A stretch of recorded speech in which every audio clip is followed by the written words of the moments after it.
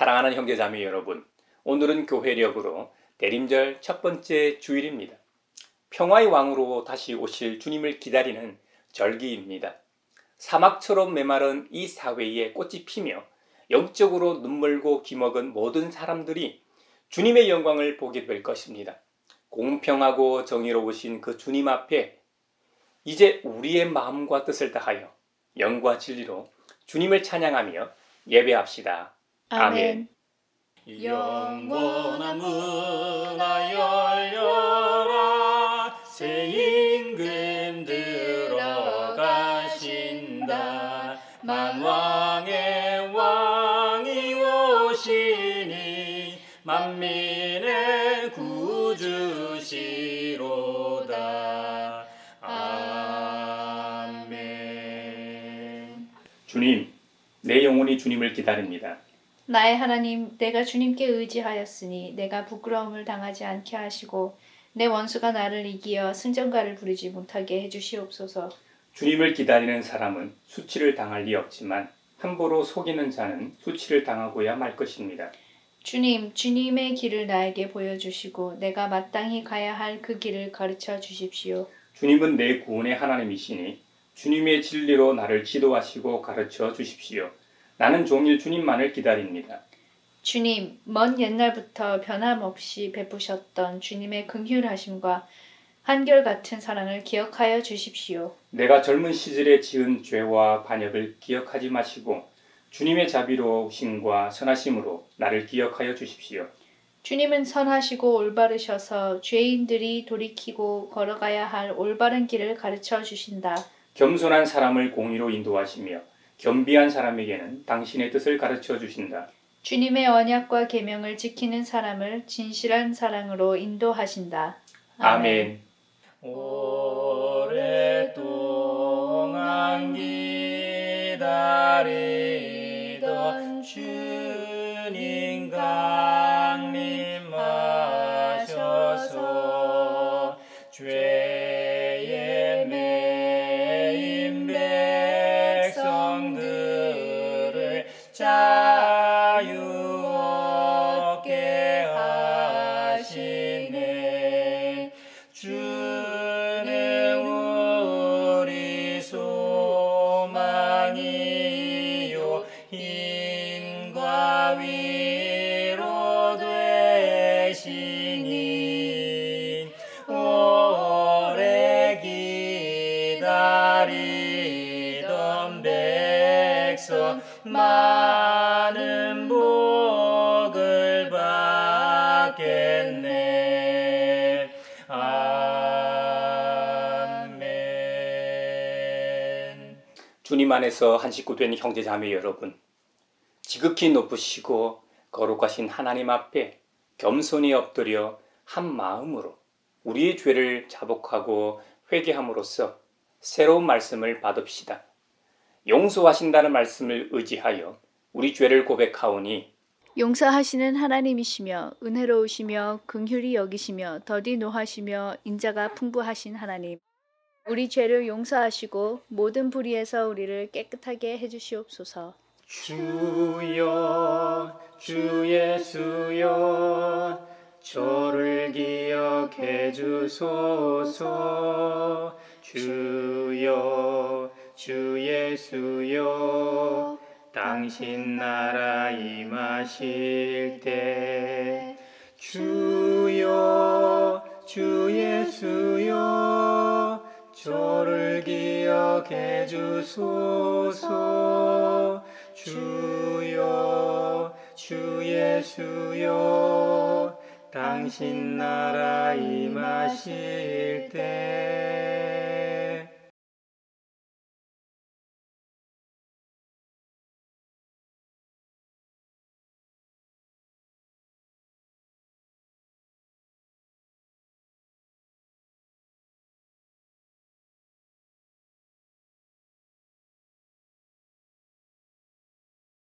주님의 말씀이 여기 있습니다. 우리 중 누가 정죄의 자리에 설 수 있습니까? 오직 그리스도, 우리를 위해 죽으시고 다시 살아나신 주님뿐이십니다. 그 주님께서는 나도 너를 정죄하지 아니하노니 가서 다시는 죄를 범하지 말라고 말씀하셨습니다. 우리 주님께서 여러분의 죄를 용서하셨음을 주님의 이름으로 선언합니다. 아멘. 찬미하여라 오 나의 영혼아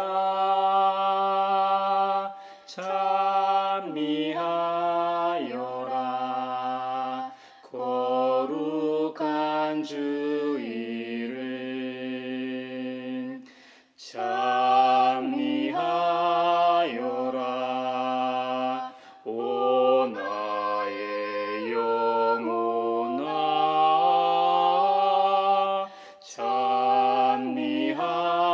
찬미하여라 거룩한 주 이름. 오늘 우리에게 주신 구약의 말씀은 예레미야서 33장 14절에서 16절입니다. 하나님의 말씀을 경청하십시오. 나 주의 말이다. 보아라, 내가 이스라엘 가문과 유다 가문에 약속한 그 복된 약속을 이루어줄 그날이 오고 있다. 그때 그 시각이 되면 한 의로운 가지를 다윗에게서 돋아나게 할 것이니 그가 세상의 공평과 정의를 실현할 것이다. 그때가 오면 유다가 구원을 받을 것이며 이 예루살렘이 안전한 거처가 될 것이다. 사람들이 예루살렘을 주님은 우리의 구원이시다 하는 이름으로 부를 것이다. 우리 주님 예수께 기쁜 찬송 드리세. 하늘 높은 곳에도 주의 영광 넘치네. 오늘 우리에게 주신 서신의 말씀은 데살로니가 전서 3장 9절에서 13절입니다. 하나님의 말씀을 경청하십시오. 우리가 우리 하나님 앞에서 여러분 때문에 누리는 모든 기쁨을 두고 여러분을 생각해서 하나님께 어떠한 감사를 드려야 하겠습니까?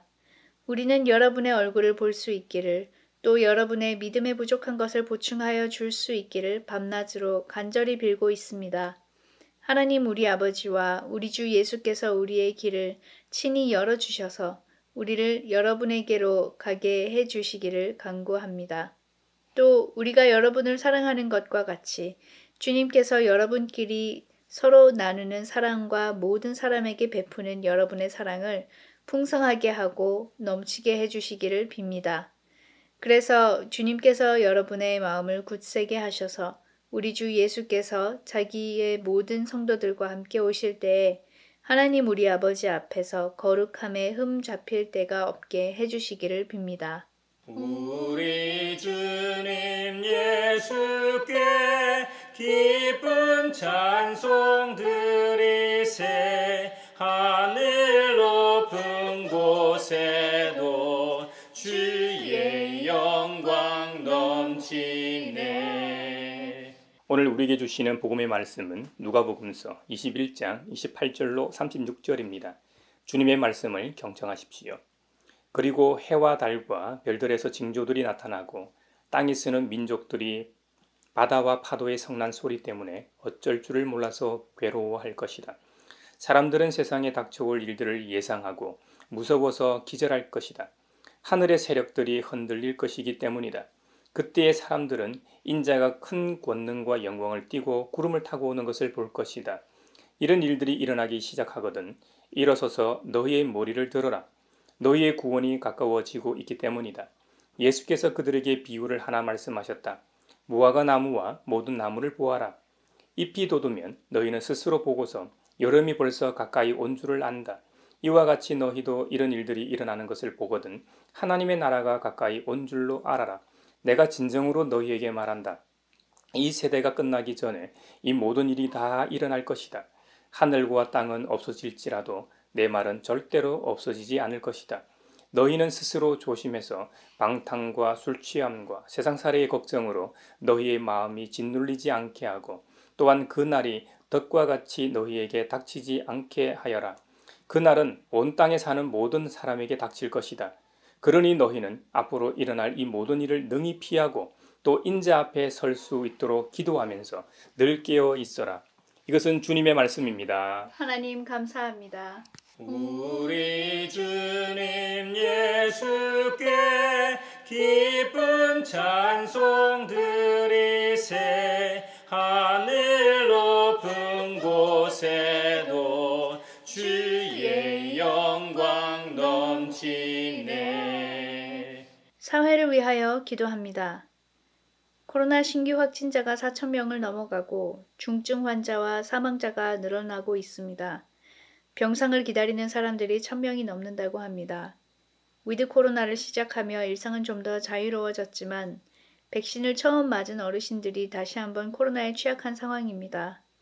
더욱 많은 사람들이 예방접종을 하고 시민들은 계속해서 마스크를 쓰며 방역 수칙을 잘 지키므로 코로나에 가장 취약한 분들이 희생되지 않도록 하소서.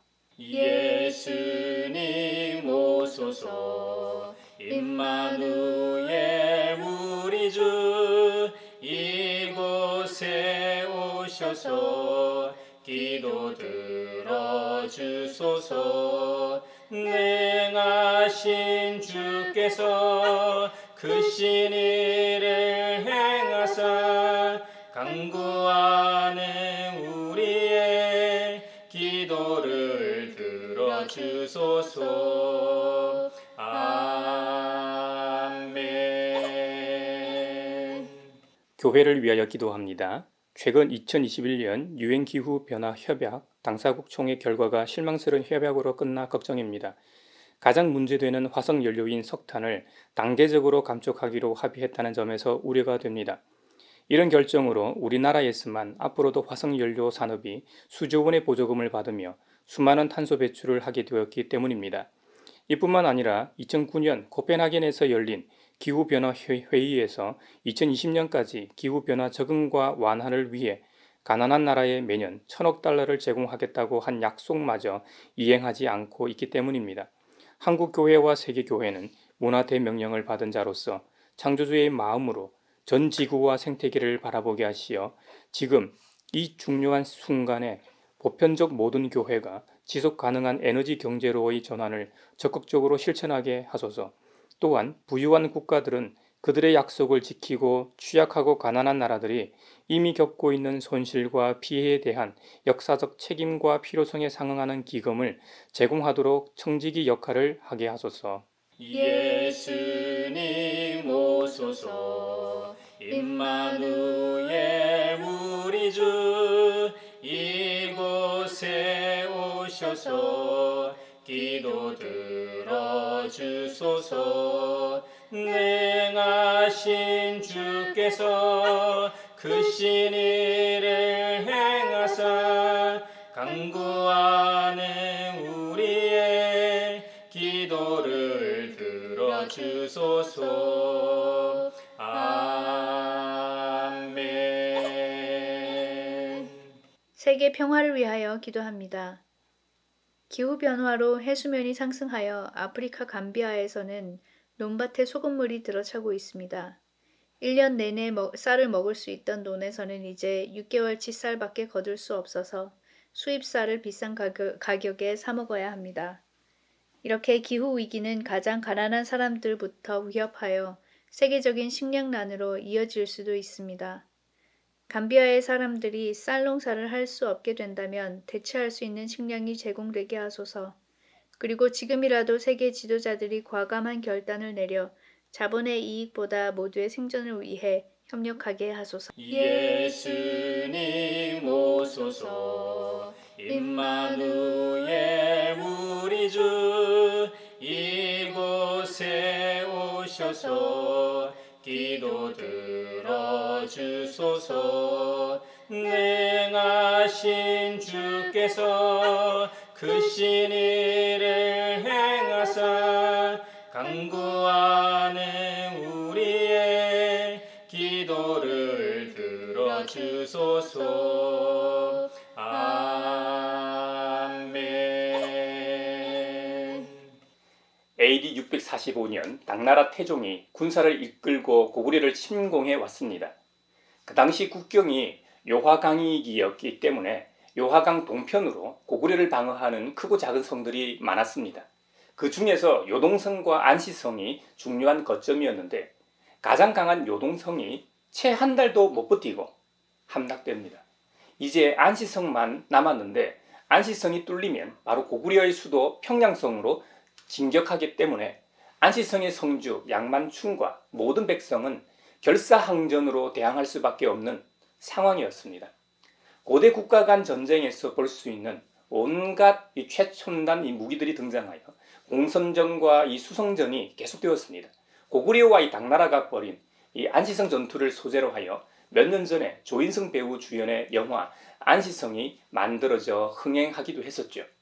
영화에서도 잘 표현되었습니다만 당시 당나라는 고대 전쟁에서 가장 강력한 무기였던 포차, 투석기를 동원하여 돌세례를 퍼부었고 공성용 사다리 탑, 성문과 성벽을 파괴하는 이 충차도 동원되었습니다. 그리고 우리가 동서양 고대 전쟁 영화에서 자주 볼 수 있는 공성탑도 등장합니다. 무엇보다 가장 강력한 무기는 포차, 투석기일 겁니다. 안시성은 포차의 이 맹공의 성벽 곳곳이 파괴되었습니다. 안시성 안에 있던 고구려 군민은 파괴되고 무너진 성벽을 다시 메우고 복구하면서 끝까지 결사항전했죠. 사실 포차의 맹공에도 안시성이 완전히 무너지지 않았던 이유는 돌성벽 안에 토벽이 있었기 때문이라고 합니다. 그래서 엄청난 돌세례 폭격에도 돌성벽이 건재할 수 있었던 것이죠. 파괴되고 무너진 성벽 사이로 당군이 차단선을 뚫고 들어와 백병전이 있기도 했지만 그거 역시 실패하게 됩니다. 그래서 당나라는 결국 그 유명한 토산을 쌓게 됩니다. 안시성보다 더 큰 토산을 쌓아 성 안으로 침투하는 전략이었죠. 약 60일 동안 연인원 50만 명이 동원돼 안시성보다 더 높은 토산을 쌓았다고 합니다. 여러 가설이 있습니다만 무슨 원인인지는 모르지만 그 토산이 안시성 쪽으로 무너지게 됩니다. 그 무너진 이 토산 꼭대기를 고구려군이 점령하게 되고 그곳에 참호를 파고 수비를 하니 당나라군은 답이 없게 된 것이죠. 결국 고구려와 당나라의 전쟁에서는 고구려가 승리하게 되었다는 역사를 우리나라가 가지고 있습니다. 안시성 전투보다 1000년도 더 된 전쟁이 팔레스타인에서 있었습니다. 바로 예루살렘 전투입니다. 이스라엘은 잘 알려진 대로 솔로몬 이후 북이스라엘과 남유다로 분단되어 각각 북이스라엘은 19명의 왕들이 있었습니다. BC 722년 아시리아의 살마네셀 왕에 의해 멸망하게 되죠. 남유다는 20명의 왕들이 있었습니다. BC 586년 바빌로니아의 느부갓네살 왕에 의해 역시 멸망하게 됩니다. 오늘 예레미야서 본문에서 언급하고 있는 유다 왕궁들과 도성 안의 건물들이 무너졌다는 말은 BC 586년경 바빌로니아에 의해 멸망한 것을 가리킵니다. 예루살렘 성은 흰놈의 아들 골짜기, 기드론 시내, 티로포에논 골짜기 이 3면을 둘러싸고 있어 방어가 용이한 지형이었습니다. 천혜의 자연 방어 시스템을 갖추고 있는 난공불락의 도성이었다는 말입니다. 이들은 하나님 대신 이 자연 지형을 믿었을지 모릅니다. 단 한 번도 점령되지 않았던 이것을 믿었었는지도 모르겠습니다. 바빌로니아는 남유다를 정복하기 위해 고구려와 당나라의 전쟁이었던 안시성 전투처럼 토산을 쌓았다고 성경은 언급합니다. 당나라는 당시 안시성 동남쪽에 토산을 쌓은 것에 비해 바빌로니아는 예루살렘 도성을 포위하기 위해 성벽 바깥 이 사방, 동서남북 사방에 토산을 쌓았다고 성경은 기록합니다. 이렇게 되면 성은 고립되고 가장 중요한 것이 물과 식량 아닙니까? 물은 예루살렘에 우물들이 있어 해결할 수 있었다고 해도 문제는 식량이었습니다. 그래도 예루살렘 도성 안에서 자급자족할 수 있는 형편이었던 것으로 보입니다. 넉넉하진 않지만 그래도 버틸만 했다는 것이죠. 하지만 이 중요한 시점에 기근이 심해졌다고 성경은 기록합니다. 백성이 먹을 양식이 다 떨어지고 말았다는 겁니다. 그렇다면 해결 방법은 저장해둔 식량이 고갈되면 반드시 성 밖에서 공급받아야만 했습니다. 고구려가 결사항전했던 것처럼 이스라엘 사람들도 죽기 살기로 버티며 싸웠을 겁니다. 하지만 고구려의 승리 소식과는 달리 남유다는 이스라엘은 처참하게 지고 맙니다. 마지막 왕이었던 시드기야는 이런 상황이 되니 임진왜란 때 궁궐과 백성을 버리고 도망갔던 선조와 대신들처럼 시드기야도 백성을 버리고 아라바 광야 쪽으로 도망쳤다고 성경은 기록합니다. 결국 잡히게 되지만 말입니다.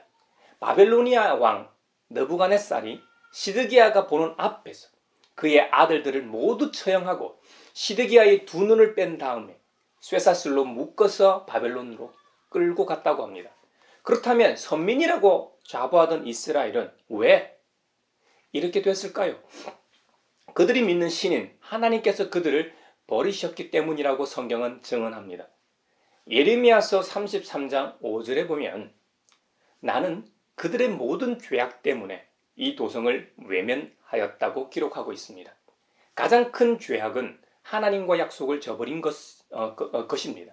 하나님께서는 일찍이 아브라함을 시작하여 이스라엘과 여러 차례 언약을 맺으셨습니다. 그 언약의 마지막 내용들의 공통점은 예레미야서 11장 3절에 의하면 이것입니다. 이 언약의 말에 순종하지 않는 사람은 저주를 받을 것이다 입니다. 특히 이스라엘이라는 정체성을 가지게 한 시내산 언약이 언급되고 있습니다. 쇠를 녹이는 용광로와 같은 이집트 땅에서 너희 조상을 데리고 나올 때에 내가 그들에게 지키라고 명한 것이라는 겁니다. 전능하신 하나님 아버지께 순종하고 주님이 명하시는 모든 것을 실천하면 그들은 나의 백성이 되고 나는 그들의 하나님이 되어 적과 꿀이 흐르는 땅에서 행복하게 살게 하겠다는 약속이었죠. 하지만 우리도 아는 이스라엘의 역사를 통해 보듯이 그들은 그러질 못했습니다. 인류를 노아 가족을 빼고 홍수로 멸하셨던 것처럼 죄악이 극에 달했기 때문에 남북 이스라엘 모두가 하나님으로부터 버림을 받고 멸망하게 되었다는 겁니다. 이것은 하나님 독단으로 한 것이 아니라 이스라엘 조상들과 확실히 약속한 거라는 것이죠. 게다가 오늘날까지 주님께 순종하라고 셀 수 없을 만큼 거듭 경고하셨다는 겁니다. 그러나 그들은 듣지도 않고 귀를 기울이지도 않았다는 겁니다. 오히려 그들은 자기들의 악한 마음에서 나오는 고집대로, 제 고집대로 살았다는 것입니다. 한마디로 그들의 조상들과 맺은 언약을 일방적으로 파기했다는 말이 됩니다. 그래서 이 모든 언약의 말씀대로 그들에게 벌을 내린 결과라는 게 팩트이고 사실입니다. 하지만 우리 하나님이 어떤 분이십니까? 하나님 당신이 직접 자신을 소개하셨던 것처럼 자비롭고 은혜롭고 노하기를 더디하고 한결같은 사랑과 진실이 풍성하신 하나님 아니십니까? 그래서 예루살렘의 멸망을 목도한 예레미야 예언자를 통해 예루살렘과 유다를 회복하시겠다고 약속하십니다. 그 약속의 말씀이 오늘 본문의 내용입니다. 그들의 조상들과 맺은 그 복된 약속을 이루어 주신다는 겁니다. 그런데 이번에는 이집트 노예 생활에서 벗어나 적과 꿀이 흐르는 땅과 같은 한시적 육적인 복이 아니라 보다 본질적인 복이요 영원한 영적인 복을 약속하십니다. 우리의 입장에서는 이미 성취된 복이지만 2500년 전의 시공간에서는 미래에 성취될 복이었죠. 한 의로운 가지가 다윗에게서 돋아난다는 겁니다. 그 의로운 가지는 이 세상 공평과 정의를 실현하신다는 겁니다. 그때가 되면 사람들이 예루살렘을 가리켜 주님은 우리의 구원이시다 하고 부른다는 것이죠. 왜 그렇게 부르느냐? 그때가 오면 지금 멸망한 유다가 구원을 받을 것이며 무너졌던 예루살렘이 안전한 거처가 될 것이기 때문입니다. 여러분, 여기서 말하는 그때는 2000년 전에 오신 초림의 주님이 오신 그때를 가리킵니다. 메시아 우리 주님 예수 그리스도를 통해 우리 모두는 예루살렘이 멸망하던 시점, 예레미야 예언자의 예언의 말씀을 듣던 사람들을 포함하여 오늘날에 이르기까지 그리고 앞으로 오는 모든 인류를 포함한 우리 모두는 구원을 받게 되었기 때문입니다. 그 약속의 메시지인 바로 이 성경을 손에 들고 있는 우리는 이제 다시 오시는 재림인 주 예수 그리스도를 기다리고 있습니다. 우리에게는 이제 다시 오시는 주님에 대한 약속을 가진 자들입니다. 주님은 다시 오셔서 불평등과 불공정으로 가득한 이 불완전한 이 세상에 공평과 정의를 실현하실 것입니다. 그렇다면 그 주님은 언제 오실까요? 누가복음 21장에서는 주님이 다시 오실 때 어떤 징조가 있는지 기록하고 있습니다. 지난주 요한복음 18장의 종말장과 마찬가지로 천체의 변화가 있고 민족과 열방 가운데 궁핍한 일이 일어난다는 겁니다.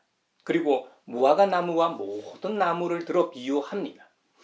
무화과 나무의 잎사귀에 싹이 나고 잎이 돋아나면 여름이 가까운 줄 누구나 안다는 것이죠. 그것처럼 하나님의 나라가 가까이 오게 되는 것도 누구나 다 알게 된다는 의미입니다. 무화과 나무의 잎에 해당하는 징조는 큰 지진이 나고 곳곳에 기근과 역병이 생기고 하늘로부터 무서운 일과 큰 징조가 나타난다는 것입니다. 그리고 해와 달과 별들에서 징조들이 나타나고 땅에서는 민족들이 이 바다와 파도의 성난 소리 때문에 어쩔 줄을 몰라 괴로워하게 된다는 겁니다.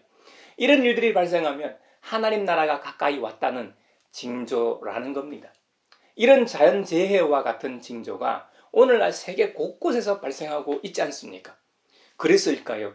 사람들은 종말의 때가 됐다고들 말합니다. 그러나 그 날과 그 시간은 누구도 알 수 없다고 우리 주님께서 이미 언급하신 바 있습니다. 그러니 우리는 우리의 일상에 손을 놓거나 믿는 자로서의 도리를 소홀히 해서는 안 되겠습니다. 누가복음을 비롯한 복음서에서 직접적으로 말하는 예루살렘 멸망은 세상의 종말이요, 하나님 나라의 도래요, 예수 그리스도의 재림을 위한 모형입니다. 여기서 종말의 때요, 재림에 대하여 말하면서 더 중요한 내용을 누가복음 21장 34절에서 36절에 언급합니다. 그것은 기도하면서 늘 깨어 있어야 한다는 말씀입니다. 누가는 다른 복음서에 비해 온 세계를 향한 보편적 심판을 더욱 강조한다는 점에서 기도 역시 보편지향적 기도라 하겠습니다. 이 기도는 장차 올 이 모든 일을 피하기 위한 것이며 장차 올 모든 일을 피한 후에 인자 앞에 우리 주님 앞에 서기 위한 것입니다. 세상 끝날 종말의 날 이 세상의 일이 뭐가 중요하겠습니까? 하지만 기독교적 종말은 현세의 일이 중요하다고 강조합니다. 지금 여기 내가 살아가는 삶의 현장이 중요하다는 겁니다. 그래서 우리 주님은 종말의 경고를 하면서 도덕적인 경고를 말씀하시는 것입니다. 방탕, 술 취함, 세상살이의 걱정으로 마음이 짓눌림을 구체적으로 언급합니다. 이 도덕적인 경고의 예시는 세상적인 관심사 때문에 영적인 관심사가 둔해져서는 안 됨을 경고하는 것이죠. 또한 아직 닥치지도 않은 종말의 그 날짜와 시간으로 인해 현재의 하나님의 형상들에 대한 관심과 사랑을 소홀하게 하지 말라는 의미일 겁니다. 그에 관한 이야기가 데살로니가 전서에도 나오는데요. 데살로니가 전서 3장 말미에 보면 재림주로 다시 오시는 주님에 대해 언급하고 있습니다.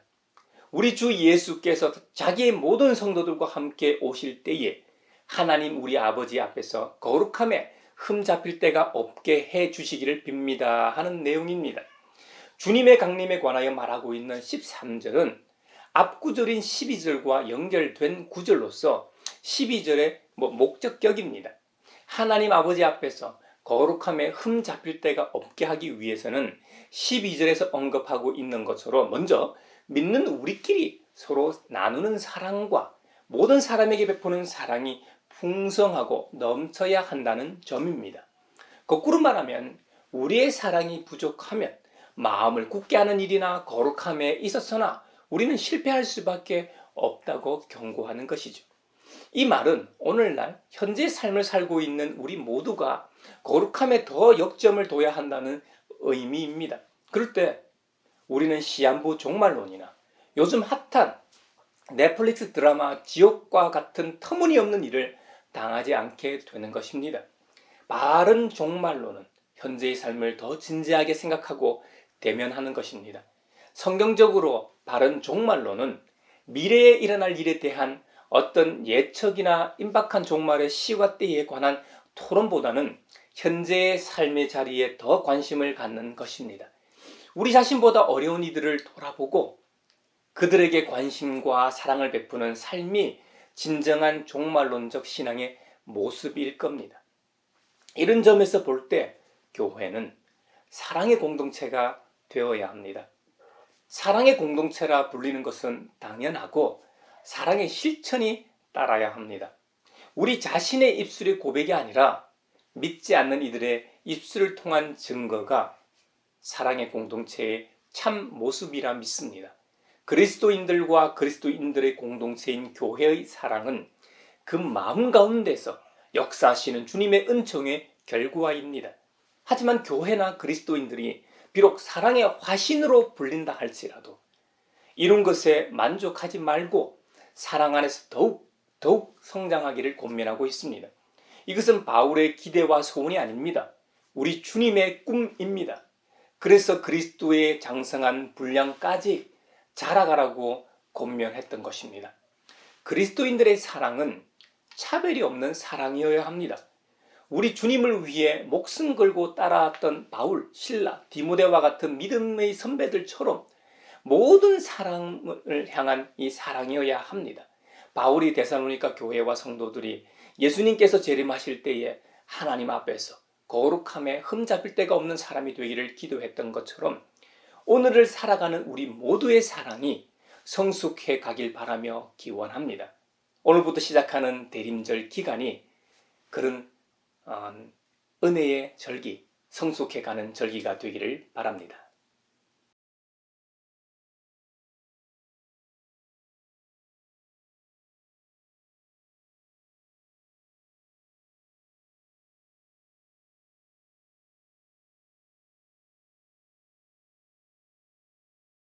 나의 하나님 받으소서.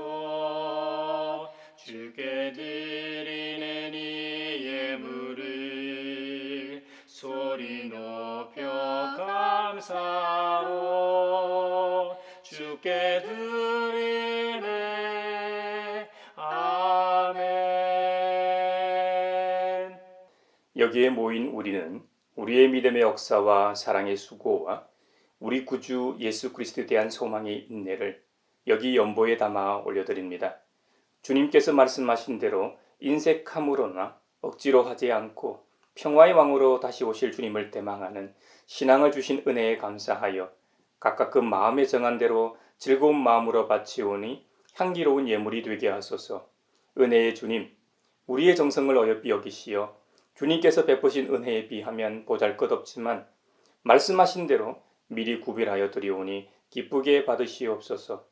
우리의 가진 것이 비록 적어도 바치는 기쁨은 더 커지고 버는 것이 적어도 나누는 즐거움은 더욱 넘쳐 우리 믿음의 소문이 각지에 퍼지게 하소서. 우리 주 예수 그리스도 이름으로 감사하며 기도하옵나이다. 아멘.